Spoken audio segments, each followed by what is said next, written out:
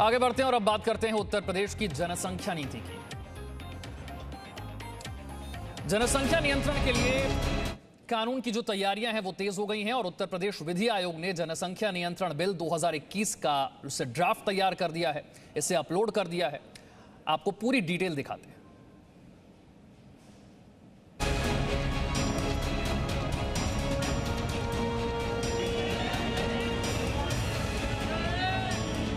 उत्तर प्रदेश के संसाधन है उसका प्रदेश की जनता के हित में उपयोग किया जा सके, इस बात को ध्यान में रख करके जनसंख्या नीति लाई जा रही है और मुझे लगता है इसका सब स्वागत करेंगे। वोट की राजनीति के लिए विरोध कोई नहीं करेगा। बीपीएल परिवार अगर एक बच्चे के बाद अपनी नसबंदी करा लेता है तो उसको एक मुश्त 1 लाख रुपया सरकार की तरफ से अनुदान दिया जाएगा।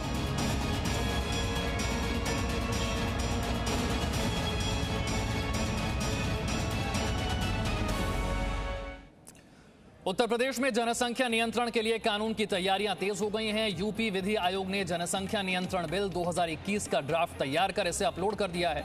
इस ड्राफ्ट से 2 से अधिक बच्चे होने पर सरकारी नौकरियों में आवेदन से लेकर स्थानीय निकायों में चुनाव लड़ने पर रोक लगाने का प्रस्ताव है। सरकारी योजनाओं का भी लाभ न दिए जाने का इसमें जिक्र है।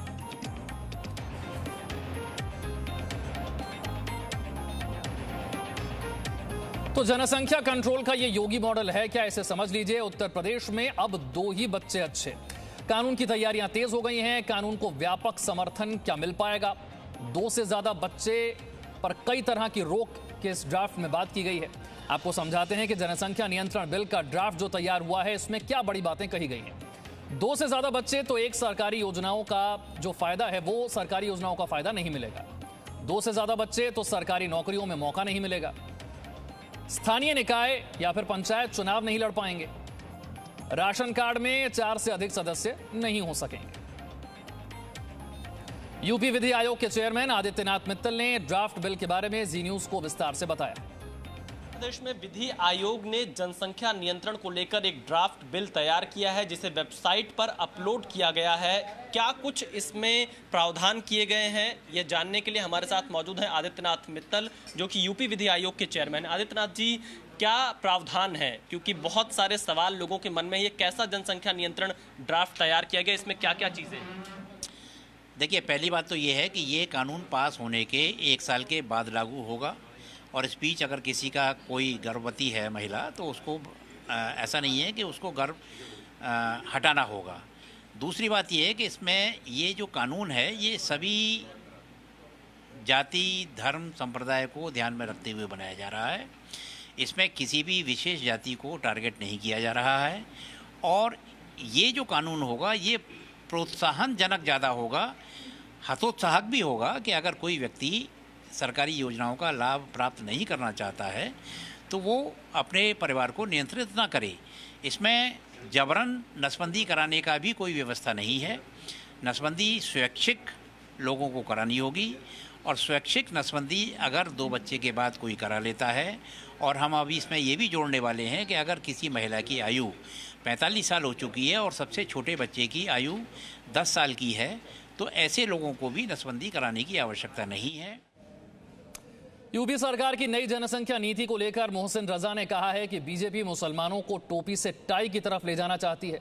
मोहसिन रजा ने जी मीडिया से बातचीत में कहा कि विपक्ष नहीं चाहता कि जनसंख्या नियंत्रण कानून बने। देखिए, विपक्ष तुष्टीकरण की राजनीति करता है और जब जब कोई जनता के लिए अच्छी नीति बनाकर प्रदेश सरकार लाती है आदरणीय योगी जी के नेतृत्व में, क्योंकि इन्होंने तो कभी जन नीति कोई बनाई नहीं है, ये तो निजी स्वार्थ वाले लोग हैं, अपने निजी स्वार्थों के लिए सियासत करते हैं, जनता जाए भाड़ में, ये वाला इनका काम है। जनसंख्या नियंत्रण एक बहुत बड़ी चुनौती है उत्तर प्रदेश के विकास में, क्योंकि आप जैसे जैसे आप देख रहे हैं प्रदेश आगे बढ़ रहा है, 24 करोड़ से ज़्यादा की हमारी जनसंख्या हो गई है। हम अपनी योजनाओं को उन तक नहीं पहुंचा पा रहे हैं। हमें योजनाओं को अगर पहुंचाना है, अच्छी व्यवस्था देनी है, आने वाली जनरेशन्स को आगे बढ़ाना है, मुख्य धारा से जोड़ना है, तो इसके लिए हो सकता है नीति के बाद हमें कानून भी लाएंगे, क्योंकि ये सर्व समाज के लिए होगा। ये इसको एक तरफ क्यों जोड़ा जा रहा है और क्यों देखा जा रहा है, इसको शरिया की आड़ में क्यों ले जाया जाता है, और जब शरिया की आड़ में जाता है तो समाजवादी पार्टी और कांग्रेस ये सब एक ही पाले में क्यों खड़े हो जाते हैं? क्यों आप और हम नहीं आते हैं क्या इसमें? बहुसंख्यक के नहीं है, इसमें लेंगे आप, खाली अल्पसंख्यक के लिए आप बता देते हैं कानून है, क्योंकि आपने उनको पढ़ने लिखने नहीं दिया है। आप चाहते हैं कि यही कि जनसंख्या नियंत्रण होगा तो वो पढ़ लिख जाएंगे, तो आपके बहकावे में नहीं आएंगे। हम अल्पसंख्यक समाज को टोपी से टाई की तरफ ले जाना चाहते हैं, आप कुर्ता पैजामा और टोपी में रखना चाहते हैं, क्योंकि आप उनको ये दिखाकर और उनकी सहानुभूति गुर्बत की तरफ ले जाकर लेकर और उनको लूटने का काम करते हैं। हम मुख्य धारा से जोड़ने का काम करते हैं। Presenting B News app, available on Google Play and App Store. Download it now.